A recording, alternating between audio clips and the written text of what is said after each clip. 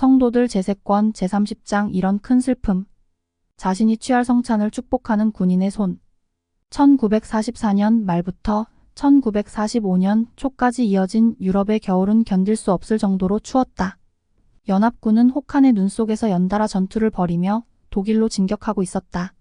히틀러는 서부 전선에서 미국군과 영국군에게 마지막 공세를 펼치려 시도했으나 그 공격으로 인해 오히려 이미 지칠 대로 지친 그의 군대는 기진맥진하게 되었다.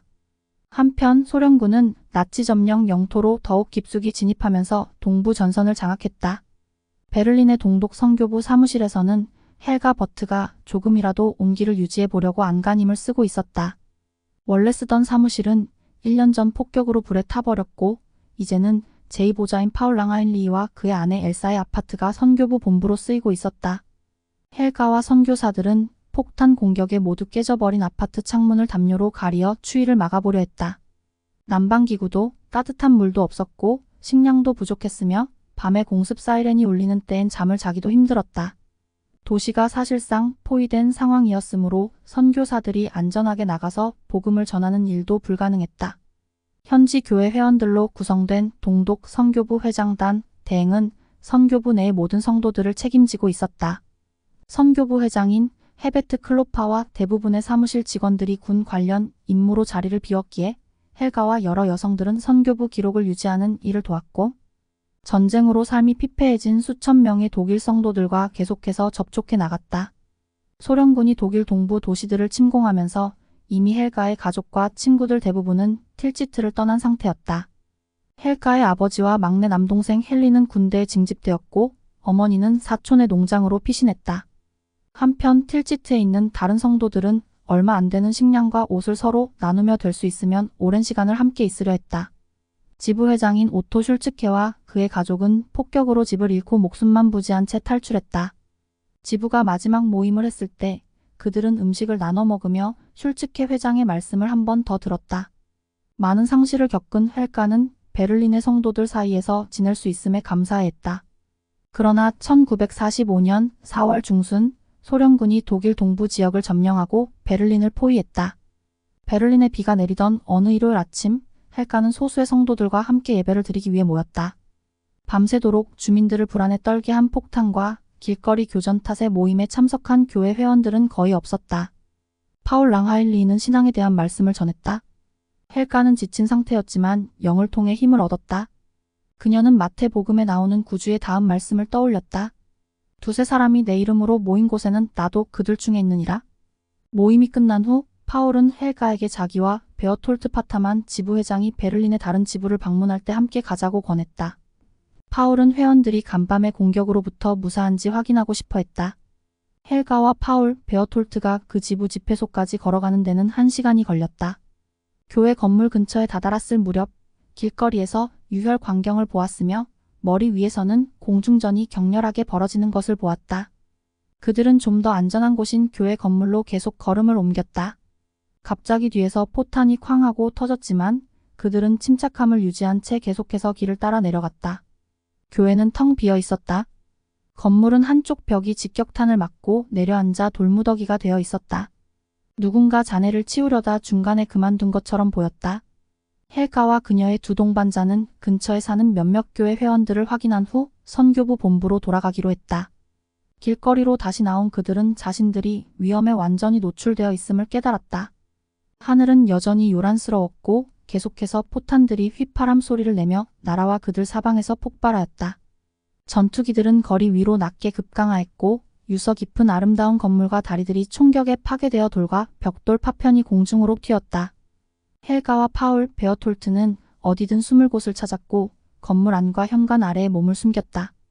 잎사귀 하나 없이 비쩍 마른 갈색 나무 아래를 유일한 보호물로 삼아야 하는 순간도 있었다.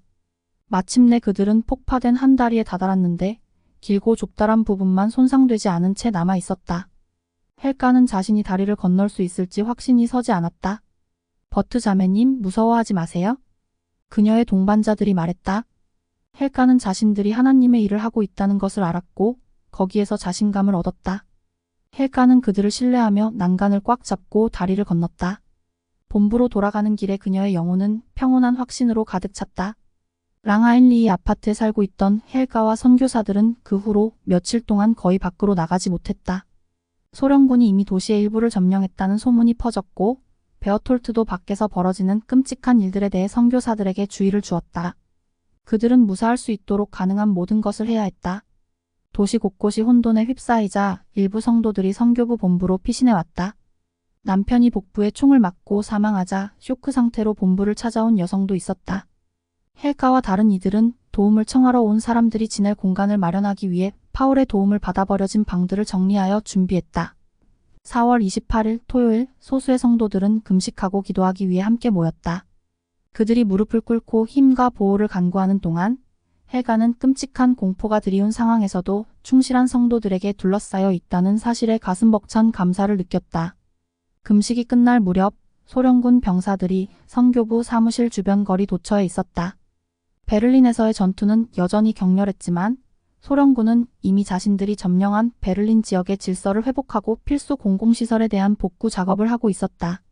대다수 군인들은 독일 민간인들을 괴롭히지 않았지만 일부 병사들은 건물에 들어가 약탈을 일삼고 독일 여성들을 추행했다. 헬가를 비롯한 선교사들은 안전에 대한 공포를 느꼈고 선교부 사무실에 있는 남성들은 돌아가며 경계를 섰다. 5월 2일 잠에서 깬 헬가는 주변이 이상할 정도로 고요하다고 느꼈다. 간밤에 폭격은 없었으며 그녀는 아침까지 깨지 않고 잤다. 아돌프 히틀러는 이틀 전에 스스로 목숨을 끊었고 소련군은 베를린 곳곳에 망치와 낫이 그려진 소련 국기를 개양했다. 베를린은 이제 소련의 손아귀에 들어갔고 다른 연합군들은 매일 더 많은 독일 영토를 점령하고 있었다. 유럽에서의 전쟁이 끝나가고 있었다. 헬가는 자신의 생각을 선교사 일지에 적어보려고 했다. 평화. 모두들 평화를 말하고 있다. 마음속에 특별한 감정이 드는 것은 아니다. 평화라는 단어에는 기쁨이나 축하같이 뭔가 다른 것이 따라올 줄 알았다. 그렇지만 그런 것은 눈에 띄지 않는다. 계속해서 그녀는 다음과 같이 적었다. 나는 친척들로부터 고립된 채 여기 앉아있고 다른 사람들에게 무슨 일이 일어났는지 알지 못한다. 게르하트, 남동생 시그프리드, 이종사촌 쿠우트 브라우츠, 외조부모, 그리고 니타 이모까지 그녀는 사랑하는 이들을 너무도 많이 잃었다.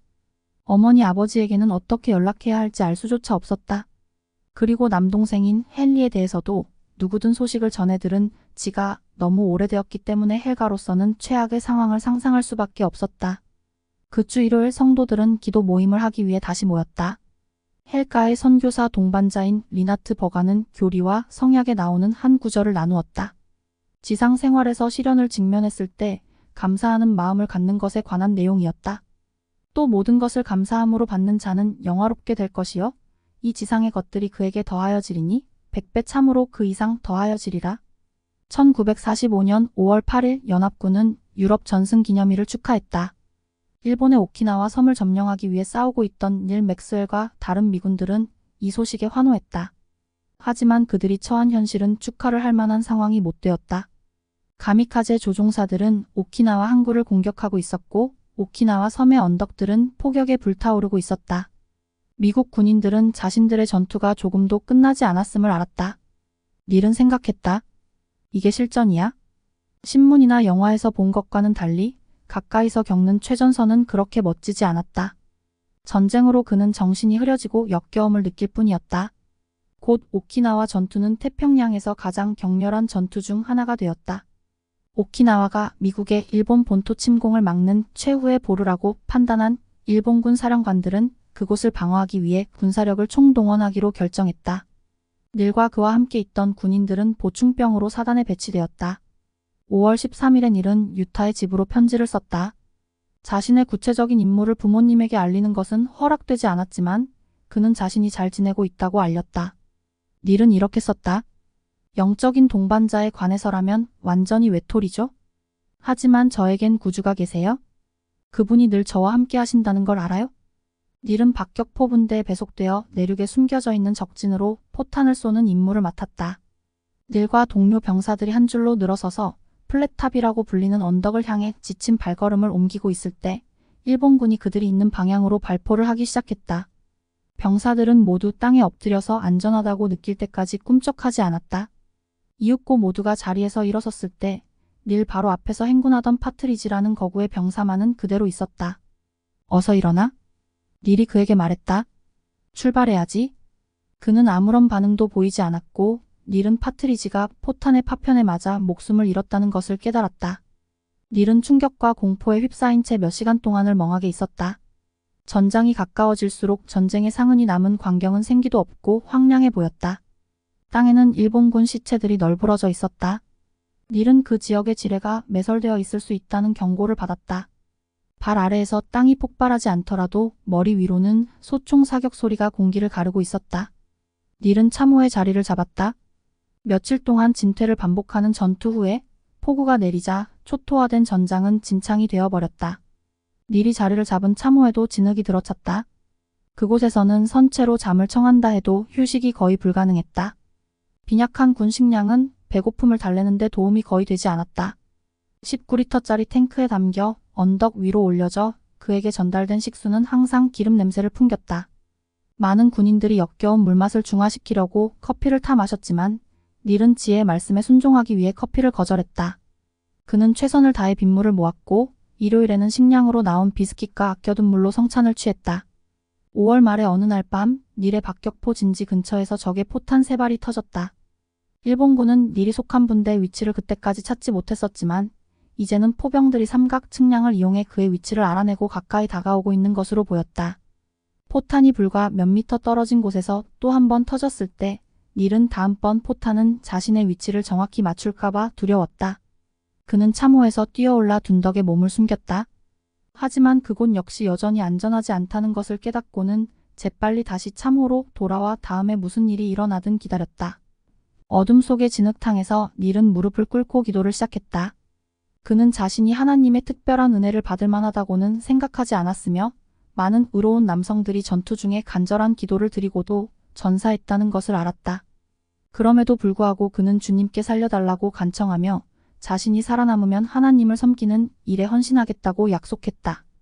닐의 호주머니에는 때 묻은 축복사의 축복문 사본이 들어있었다. 그는 그 안에 담긴 약속을 떠올렸다. 축복문에는 이런 내용이 있었다. 그대의 목숨이 짧아지지 아니하도록 파괴자의 힘에 대적하여 그대를 임봉하노라.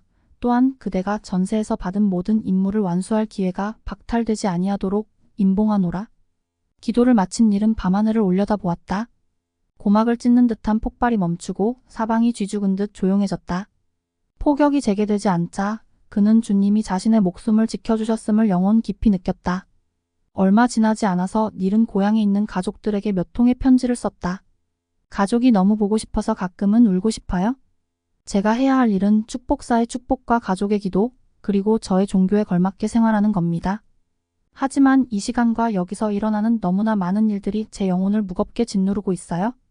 제가 말씀드릴 수 있는 건 오직 하나님만이 이따금 저의 죽음을 막아주셨다는 것입니다. 저는 그 누구도 부셔버리지 못할 간증을 얻었습니다. 하나 플람과 네덜란드 성도들이 있는 유럽에서는 전쟁이 막을 내렸다. 독일이 항복하던 날 하나와 자녀들은 마을 광장에서 친구들, 이웃들과 함께 노래를 부르고 춤을 췄다. 그들은 창문에 걸어놓았던 안마용 천으로 거대한 모닥불을 피웠다. 사람들은 암울했던 시절을 상기시키는 그 물건이 화염 속으로 사그라드는 모습을 기쁘게 지켜보았다. 하나는 생각했다. 저희에게 자비를 베풀어 주신 주님 감사합니다. 전쟁이 끝났으므로 강제 수용소와 감옥에 있던 많은 사람들이 풀려났다. 하나는 남편이 감금되어 있는 동안 그와 편지를 주고받았기에 남편이 무사하다고 믿었다. 하지만 하나는 피터가 집으로 돌아오기 전까지는 전쟁의 종식을 진심으로 축하할 수 없다고 생각했다. 6월 초의 어느 일요일 저녁, 창밖을 흘낏 보던 하나는 자신의 집 앞에 군용 트럭이 멈추는 것을 보았다. 트럭의 문이 열리자 피터가 밖으로 나왔다. 이웃들도 그 광경을 지켜보고 있었던 모양인지 그들은 하나의 현관으로 달려왔다.